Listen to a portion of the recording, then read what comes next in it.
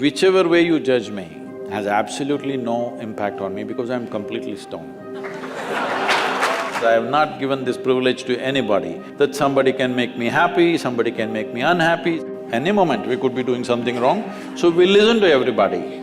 But what they say will not determine how I am.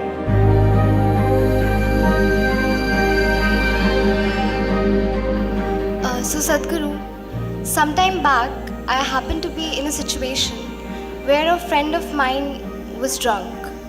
So when she was in the drunk state, she was repeatedly saying that please don't judge me as I'm drinking, please don't judge me. It is… but she has lost her judgment, but she doesn't want you.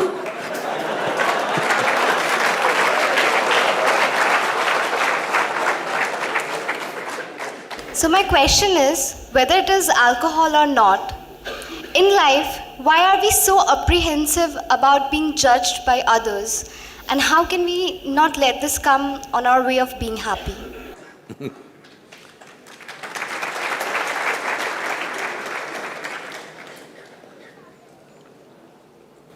Look at me. See, I'm always stoned.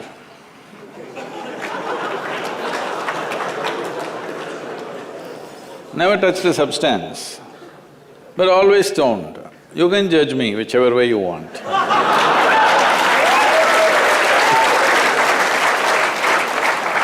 Because one thing is, I'm stoned in such a way that I have not lost my judgment at all. And at the same time, whichever way you judge me has absolutely no impact on me because I'm completely stoned.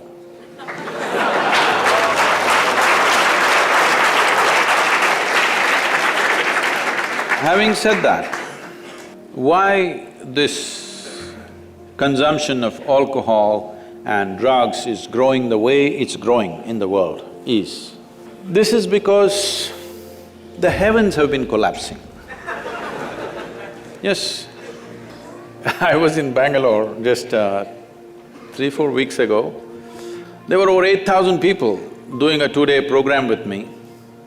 And just casually I asked, how many of you think you will go to heaven?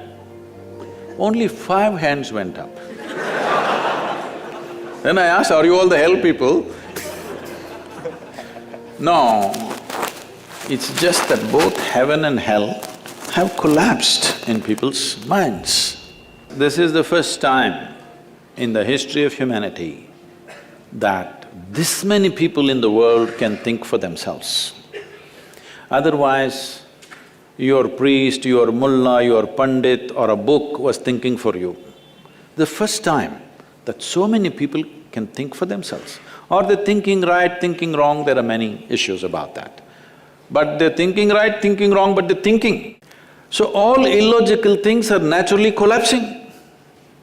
Still, this generation has not fully walked away from it, still there is fear. They can't openly say, there's no goddamn hell or heaven.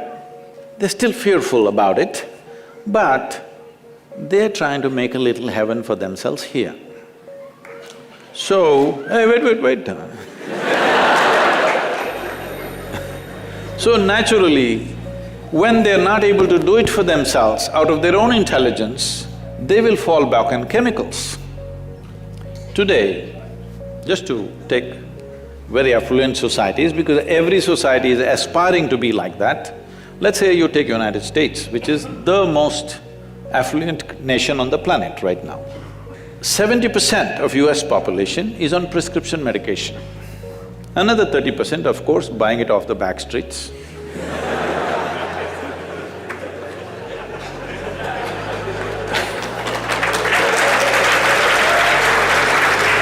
Most affluent nation, obviously affluence is not working.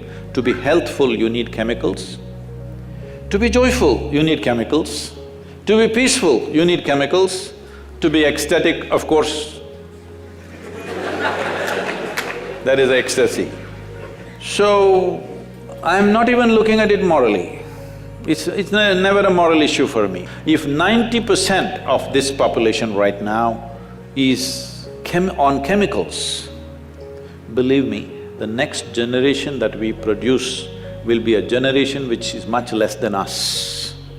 If we produce a next generation less than ourselves, we have committed a crime against humanity, because the next generation must be at least one step ahead of us, otherwise we've lost it. We've lost the entire process of civilization when we produce a next generation which is actually less than us. So, we are heading towards this rapidly unless we teach individual human beings how to simply sit here and be blissed out.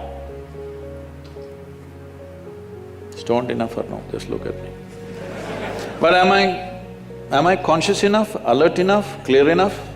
If there was a way to intoxicate yourself without losing your judgment, without losing your awareness, without losing your intelligence, it's a great thing. Intoxication is a fantastic thing. Only problem is, it takes away your judgment, it takes away your intelligence, incapacitates you. That is the problem, isn't it? Is it true? Ask anybody, you're not in the medical sciences, but ask anybody, is it true that this body here is the greatest chemical factory in the universe right now? The universe that we know at least? Only problem is you're a lousy manager. If you know how to manage this, you would be like me, always blissed out. Anybody can say what they want, anybody can do what they want. This is like this only. Because I have not given this privilege to anybody, that somebody can make me happy, somebody can make me unhappy, somebody can make me miserable. Right now, you are a consequence of other people's opinions. Where do you plan to go like this? Anybody can ruin you. You went outside, somebody told you, Shreya, you are the most wonderful human being we have seen. Then you were floating on that cloud, what number? What number? 9. Oh, in South we do 11. You were floating on cloud whatever number, and you came home, people at home told you who you really are. And the cloud will crash. No. It's very important that neither this way or that way, we listen to everybody because we could be doing something wrong. Hello? Any moment we could be doing something wrong, so we listen to everybody. But what they say will not determine how I am. Never, ever. This you must fix and you must tell your friend when she's not drunk. Because otherwise she won't understand.